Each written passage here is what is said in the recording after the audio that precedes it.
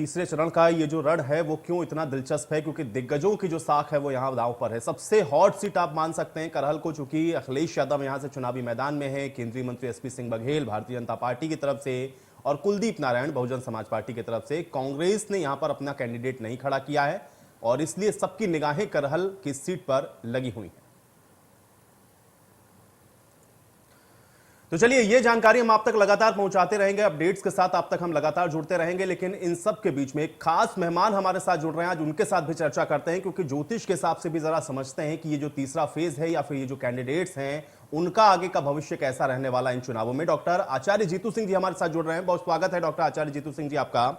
आप डॉक्टर आचार्य जीतू सिंह जी, चूंकि ये जो थर्ड फेज है इसमें हम लोग देख रहे हैं कि दिग्गजों की साख दांव पर है और एक जो बड़ा चेहरा हमको दिखता है इस थर्ड फेज के अंदर वो है अखिलेश यादव का। ज्योतिष के हिसाब से थोड़ा बताएं कि ये जो इस समय वोटिंग चल रही है या ये जो पूरा 22 का चुनाव है, इसको लेकर के ज्योतिष का आंकलन क्या कहता है, आपका आंकलन क्या कहता है, इसको हमारे दर्शकों तक पहुंचाएं।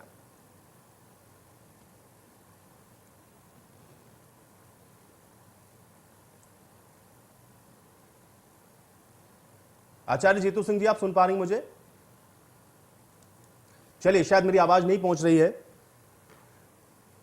तो एक बार फिर से आपको बता दें, चूंकि थर्ड फेज में ये जो वोटिंग है वो शुरू हो चुकी है और 59 सीटें हैं जहां पर ये वोटिंग शुरू हो चुकी है और कई दिग्गज ऐसे हैं जो कि इस थर्ड फेज के अंदर अपनी किस्मत को आजमा रहे हैं, जिसमें अखिलेश यादव हैं, एसपी सिंह बघेल हैं, सतीश महाना हैं, लुइस खुर्शीद हैं, ये वो बड़े नाम हैं, नीलिमा कटियार हैं। इन नामों को अगर आप देखेंगे तो ये मंत्री या फिर बड़े चेहरों के तौर पर जाने जाते रहे हैं और ऐसे में इन सब की किस्मत का फैसला ये थर्ड फेज में होने वाला है। हालांकि टैली जो हम आपको दिखा रहे हैं 17 के नतीजों को अगर आप देखेंगे तो 59 में से 49 सीटें भारतीय जनता पार्टी ने यहां पर जीती थी और ये बेहतरीन प्रदर्शन भारतीय जनता पार्टी का इस बेल्ट में था।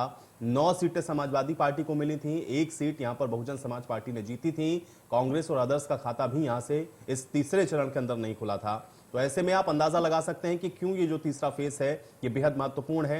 हालांकि पार्टियां अपने अपने जीत के दावे जरूर कर रही हैं, लेकिन थोड़ा आंकड़ों के हिसाब से अगर आप इसको समझने की कोशिश करेंगे तब आपको ये समझ में आएगा कि ये जो चरण है ये क्यों महत्वपूर्ण बताया जा रहा है। पहले 2 फेज में आपने देखा कि किस तरह से जो वोटिंग का परसेंटेज रहा उसको लेकर के भी पार्टियों ने अपने अपने जीत के दावे किए, लेकिन अब यहां से आप देख रहे हैं, क्योंकि ये जो प्रदर्शन है भारतीय जनता पार्टी का, अगर आप देखेंगे कि जिस तरह से 312 सीटें 2017 में जीती थी भारतीय जनता पार्टी में, उसमें एक बड़ा रोल इस थर्ड फेज का रहा था और इसलिए सबकी निगाहें भी इस तीसरे फेज पे टिकी हुई हैं कि अब देखना यह है कि यहां पर क्या 17 का जो परफॉर्मेंस है वो भारतीय जनता पार्टी दोहरा पाती है या फिर समाजवादी पार्टी यहां पे कमबैक करती है। क्योंकि अभी रामगोपाल यादव को आपने एक्सक्लूसिव सुना जिसमें उन्होंने ये दावा किया है कि इस फेज में जितने भी जिले हैं उन सभी जिलों में भारतीय जनता पार्टी का सुपड़ा साफ हो जाएगा। समाजवादी पार्टी बहुत बेहतर प्रदर्शन इन फेज में करने वाली है और आगे जैसे जैसे चरण बढ़ेगा समाजवादी पार्टी अपनी जीत को सुनिश्चित करेगी। तो ये बातें आज रामगोपाल यादव कह रहे थे और सीधे रुक करेंगे, हम आप तक ये अपडेट पहुंचा रहे हैं कि इस समय जो वोटिंग है वो शुरू हो चुकी है। इस बार आप देख रहे हैं कि किस तरह से जो दिग्गज प्रत्याशी हैं उनकी किस्मत अब इस तीसरे फेज के अंदर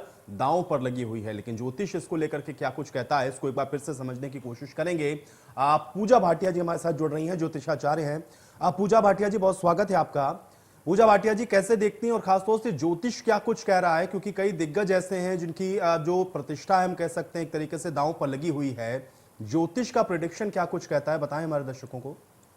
जी जरूर, देखिए ज्योतिष के हिसाब से यदि हम देखें तो हमारे जो मेन कंपटीशन में इस बार जो जिन पे सबकी नजर टिकी हुई है वो अखिलेश यादव जी पे टिकी हुई है। और ज्योतिष के अनुसार यदि हम अखिलेश यादव जी की जन्म कुंडली देखते हैं तो उनका जन्म जो हुआ है 1 जुलाई 1973 को हुआ है और इनका जन्म लगन जो है वो कर्क है।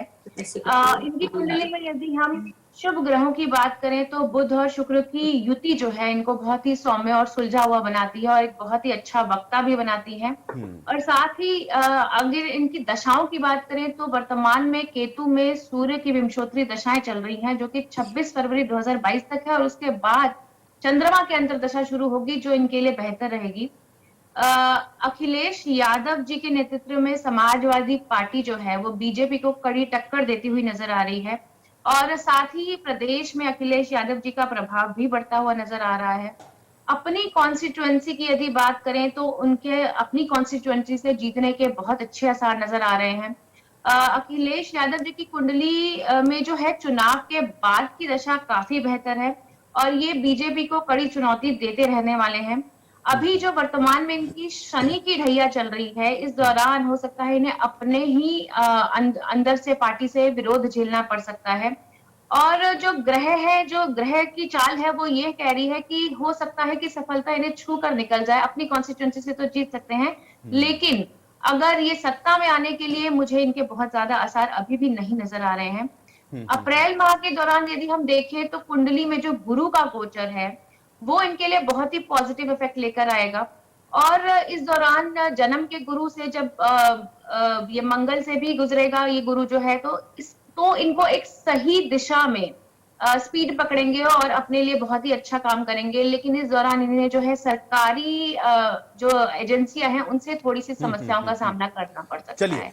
हमारे साथ डॉक्टर आचार्य जीतू सिंह जी भी जुड़ चुके हैं, ज्योतिषाचार्य हैं आप भी। डॉक्टर आचार्य जीतू सिंह जी, आपका भी बहुत स्वागत है। डॉक्टर आचार्य जीतू सिंह जी, चूंकि अभी आप सुन रहे होंगे पूजा जी ने भी कुछ अपना जो प्रिडिक्शन है वो किया है ज्योतिष के हिसाब से। उन्होंने बताया है कि अखिलेश यादव को लेकर के समय की स्थितियां क्या हैं।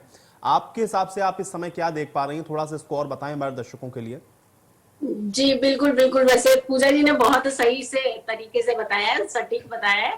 और सबसे एक खास बात जो यही है कि जो ग्रह जब नहीं साथ देते हैं तो थोड़ा संभल कर चलने की जरूरत हो रही है। और महिलाओं का कार्ड जो है इनके बिल्कुल एंटी है इस बार। जो दशा के हिसाब से बात कर रही है, बिल्कुल ठीक कहा उन्होंने कि जो मेन महादशा है इस समय केतु की चल रही है और केतु के साथ गुरु का अंतर चल रहा था।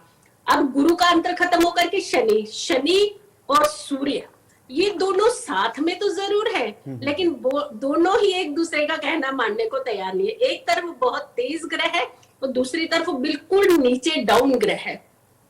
ये दोनों का कॉम्बिनेशन आपस में सही है ही नहीं। और ये दशम भाव जो हमारा कर्म भाव होता है, वहां पर जब ऐसी सिचुएशन बनती है तो दिक्कतें पैदा ज्यादा होती है, क्योंकि सीधा कंसर्न 4th हाउस आपकी सिंहासन के साथ आता है। और सिंहासन के साथ हमेशा पॉजिटिव प्लेनेट का कॉम्बिनेशन जो है वो जरूर होना चाहिए। शनि, सूर्य, चंद्र और केतु दशम भाव में, और लग्न का स्वामी बुध जो है अपने से एकादश भाव में यानी बढ़ोतरी के भाव में है। बट बढ़ोतरी यहाँ पे इस समय उनको नहीं होती हुई दिख रही है, क्योंकि दशा कहीं भी उनको सपोर्ट नहीं कर रही है। चलिए